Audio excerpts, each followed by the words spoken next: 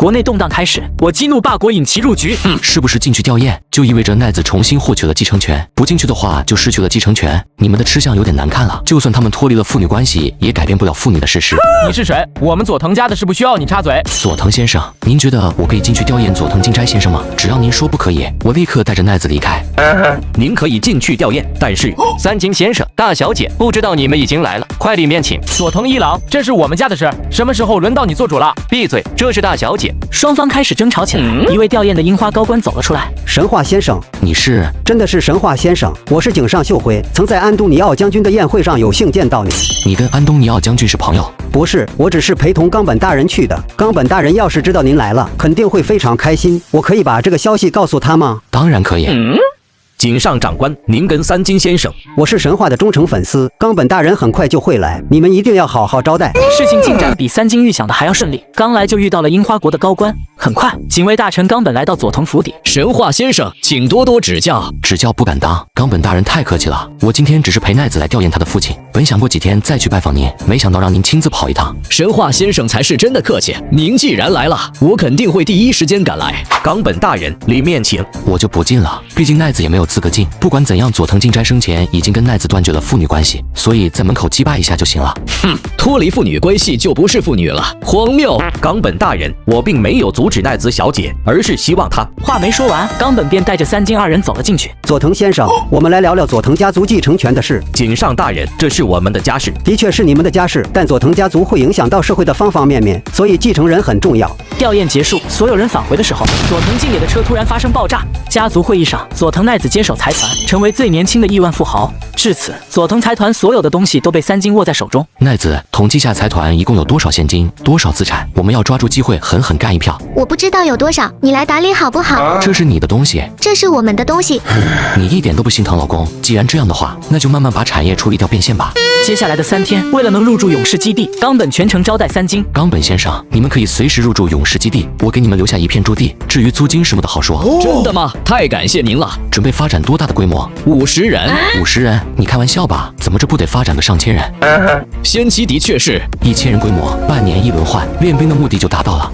神话先生，您的意思是？冈本面带喜色，他嘴上说50人，其实是准备慢慢增加，以达到练兵的目的。都是明白人，别装糊涂。我允许你们发展1000人的规模，但所有的武器装备必须从基地购买，半年轮换一次，武器装备重新配备。这个，冈本先生，我为你们提供练兵的空间，难道照顾点我的军火生意不行吗？可以。呵呵，冈本先生是个痛快人，想不想要和平？我操，和平弹？没错，如果你们想要的话，可以卖给你们1颗，而且是现货。您真的要卖？得看你们买不买。你们曾经被和平狠狠伤害过，如果手中握着和平的话，就不会再出现这种惨剧。多少钱？三金笑着伸出一根手指。1亿刀。三金摇了摇头。10亿刀。110刀。这个价格有点太贵了。一点都不贵，我卖给你们1颗，你们就能造出100颗，这是给你们做研究用的。我需要向上汇报，我们也想要和平，但需要面对很多问题。没关系，能卖掉我就卖，卖不掉也不影响咱们的关系。我就是个本分的生意人。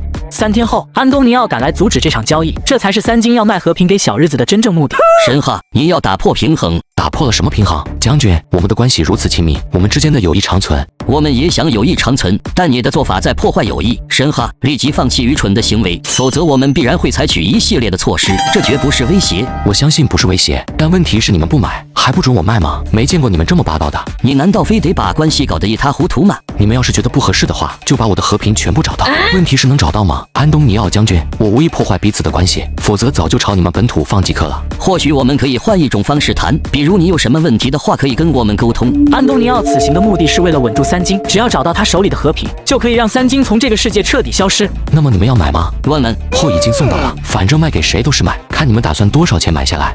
送到了。对，运输成本很高，因为得抹除所有痕迹。如果卖不掉的话，也不想拉回去了，直接当个烟花放就好了。我得打个电话。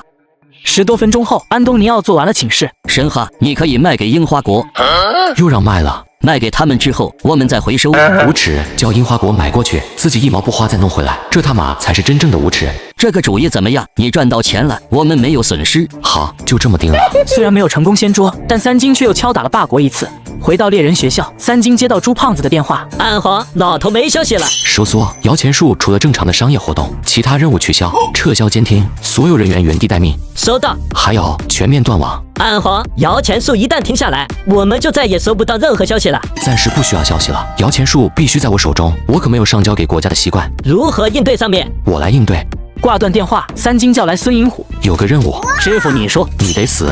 孙银虎一怔，很快就无所谓的笑了。没问题，有个心愿能不能满足我一下？说。站好，让我揍2拳。不行，都要让我死了，就不能满足一下？你死了之后就得一辈子活在暗处了。假死！废话，我能让你真死吗？马德，老子差点吓尿了。奥利维亚，我们的帝国要扬帆起航了。三金的计划很简单，放出交易和平的信息，让奥利维亚从中引导霸国参与。最爱的徒弟死了，三金势必会发疯发狂。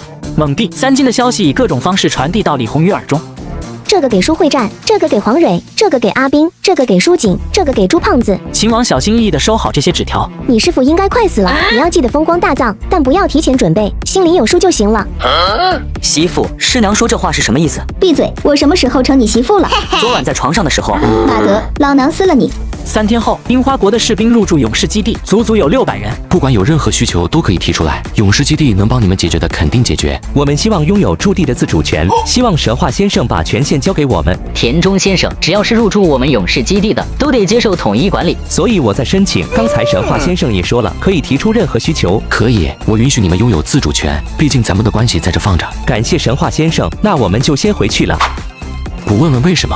老大，你又想怎么坑？战争有效价值，在战场上杀死一名敌人属于有效价值，削弱了敌方战斗力，击伤一名敌人价格更高，因为需要最少2人实施营救。不管是击杀还是击伤，其战争有效价格都远远低于俘虏，因为俘虏可以换取资源，小日子的雇佣兵全是正规部队，这笔价值又该是多少？600名俘虏绝对能让勇士基地发一笔大财。先向他们推销5万刀一身的装备，把这笔钱赚到手再说。老大，还是你黑。我们满足他们，他们也得照顾我们的生意，哪怕是拿到了自主权，也在我们的地盘。没错，就是这个道理。